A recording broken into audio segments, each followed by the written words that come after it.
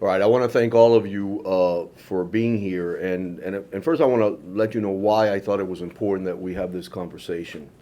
Over the last month and a half, there's been a narrative that's been created that I think is disparaging to the men and women that work in our 911 center, and I think sets up a very dangerous and false narrative that our residents somehow or another, if they call 911, that the call will not be answered.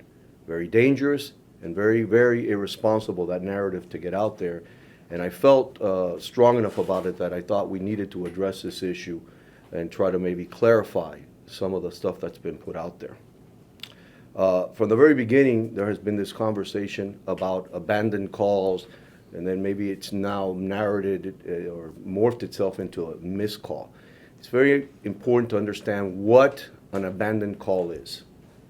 There is a phone call that is dialed that at sometimes never even reaches our system.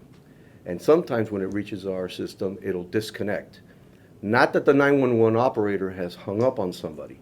It is simply a butt dial, a kid playing with a phone, a person accidentally calling, or multiple people calling 911 at the same time because of an accident scene. Now, over the last couple of months, and really since the time I became mayor, we have been doing reviews of all the departments, trying to understand deficiencies that may have existed, product perhaps of previous administrations and decisions, and we've tried to address all these issues. 911 has been one of those, and we've been trying to get a better understanding of this phenomenon of abandoned calls and how the system works. A lot of this stuff is very much into details, way beyond my pay grade as far as phone numbers bouncing off of cell phone towers, calls that get routed to the county that then get sent back to us, calls that come to us that then are sent over to the county. All of it comes into this nebulous situation of calls moving back and forth. But in that, there are calls that get abandoned, calls that are not dropped. Now, our policy is that call that is abandoned, we call them back. Now, please be mindful. There can be instances where a nervous caller calls 911 repeatedly, 5, 6, 7 times.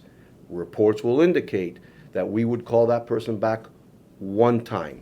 You're not going to call the same person back 6 times to try to clean up some sort of report to show that you've done it. We call our residents back if the call is somehow or another abandoned. And, out of curiosity, we started doing an examination to find out what is the standard in other areas. And what we found is that the same call rate under my administration is the same call rate as far abandoned call rate is with the county. In fact, we perform better than the county. And we're going to pass out some packets of information after this so that you guys could have it and you could dive into it.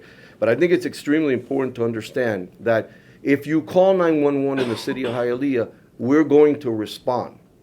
Now, there are things that we've looked at while we were negotiating with the bargaining unit that represents the 911 operators, areas that we felt strongly enough that we needed to address. Are they undermanned? Are they underpaid? Yeah, I believe they are. So we took the steps necessary within the negotiations since the fall, which was ratified in May, to make sure that we could get more money into their pockets. In fact, not just more money into their pockets, we also created incentives, bonuses, that if they pass all their courses and get certified, they would receive bonuses. We would help them pay and make sure that they went through all the possible training scenarios that they needed to in order to achieve that. But we have a nationwide situation with 911. These are very difficult positions to fill. We have put out numerous callings. We've had numerous applicants, but either they fail to meet the level of scrutiny that is required for the 911 operator, or they themselves realize this is not as easy as just answering the phone. A 911 operator not only needs to answer a phone with someone that has a dire emergency on their side of the line, but in a very calm fashion be able to receive information and pass it over to the dispatchers. That, done repeatedly, could be very taxing on a person. So we have put not only notices out there, recruitment opportunities, very difficult these positions to fill. There has also been some conversations about those initial moments when somebody calls, and I think it was reported at one time 60%, it took 60% within 10 seconds calls being answered. I can't speak to why these were things that were happening before my administration. I could tell you with some changes that we've done, with some technology we've been investing in, our numbers are on par with the county. The county's 10-second rate is about 83%. We're right in the same number, in the same wheelhouse. In other words, so when you're calling within 10 seconds, 83% of your calls are getting answered within that 10-second period. You know, we also looked at historicals, and we were very curious about this abandoned call phenomenon. Right now, the City of Hialeah's abandoned call rate, and again, I've described as abandoned calls that sometimes never even reach our level, people that call and hang up. That abandoned call rate over the last 2 years has been 5 and 6%, well below the county's call rate. But no reporter took the time to maybe check with the county to see what their numbers look like. And some reporters didn't even take the time to ask this administration or the 911 director to maybe reconcile some of these numbers to have an understanding, to report to the residents of the City of Hialeah that there's a danger that your call may not be answered is flat out wrong. Recently, another number was also put out there. I believe it was 1,800 calls in the month of May that were in this abandoned category. Half of those calls never even reached our 911 center. Let me repeat that. Half of those calls never even reached our 911 center. And the other half of those calls were hang-ups, missed dials, or abandoned within the first 5 seconds of reaching our system. And yet again, we make it a painstaking effort as policy to call back every single person who calls our 911 center, even if the call shows itself to be abandoned. Our numbers are on par with the county numbers and pretty much could be held up against anybody else that are running 911 operations. But look, I realize that we have a responsibility to continue to improve. And as I stated earlier, we not only increase the salaries, not product of what's happened in the last month. The salary increase was done back in May when we ratified the contract, negotiated since last fall with the AFME unit that represents the 911 operators. I've also instructed our budget office to look at the positions right now that are budgeted yet not filled so that we could work to try to get operators into our system, perhaps that are not going to be 911 operators. Because one of the things that we have found is that if you call our general information number, the same person that answers a 911 call is also answering these calls. And obviously, we could bog down people with trying to dispense information or route phone calls when a 911 call really is what our priority is for some of those call takers. So we're going to be looking at positions that are going to be exclusive to answer general information questions, and that way we could liberate the 911 callers so that we could continue to improve. You know, I think it's also important to understand that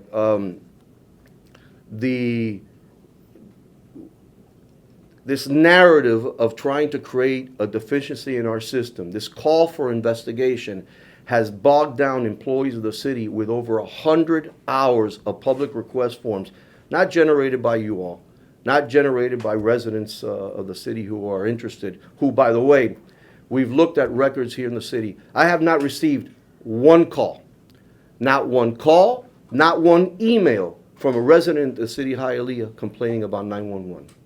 Not one call, not one email from a resident of the city of Hialeah letting us know that the 911 operator did not answer. Not one. I don't know what the crisis is. I don't know what the crisis is that is being developed, but it's dangerous. As I said earlier, it's disrespectful to the folks that work in the 911 center who, I will admit, work under very difficult situations by the nature of their job and by the fact that we need more people, no doubt about it. And it's also disrespectful to the residents of the city of Hialeah. In fact, I've had people calling 911 just to check and verify that we're answering phone calls. Can you imagine that? Somebody calling 911 and occupying a 911 operator just simply to check, oh, I wanted to see if you answered the phone call. It's a very, very dangerous narrative. There's other talk has been with regards to a disgruntled employee. First, let me mention that disgruntled employee never worked under my administration. They had been dismissed, I believe, in 2019. They were dismissed because, quite honestly, the person could not pass the certification. She couldn't pass it. We extended her probationary period. We tried to help her the best we possibly can, but she could not pass the test, and we could not hire her. We dismissed her. Because we do hire folks, and we go through a training process with them while they're hired by the City of Hialeah, and we had to dismiss them. Unfortunately, that employee has created some innuendos about people taking their headsets into the bathroom. How ridiculous does that sound? How ridiculous does it sound that people are answering the phone calls in the bathroom or while they're taking lunch? The system works where you're plugged into a system. Definitely while she was here, you're plugged into a system. If you wanted to go to the bathroom, you had to unplug yourself to go into the bathroom. Now, people may carry their headphones around their neck, not to misplace them, not to lose them, what have you. But to create this scenario that people were somehow or another answering phone calls while in the bathroom or at lunch, again, irresponsible and dangerous. And I would tell you, many of you have dealt with me in the past. You know, we don't try to hide from anybody. If there are questions that need to be answered, we'll sit down, we'll go through it. If there's a mistake that's being made, something we've overlooked, we'll address it. I have no problems whatsoever doing those things. But again, to create a narrative that somehow or another residents are being shortchanged on 911, flat out wrong. And this is the reason why we need to make sure that we addressed this issue. And we would encourage you to look at other 911 centers and corroborate the things that I'm talking about. And like I said, we'll pass out the information. We have the offering out there. This will be in your packet also. We are looking for people that are interested in working at the 911 center. We're ready to hire them. We're ready to train them. We're ready to support them.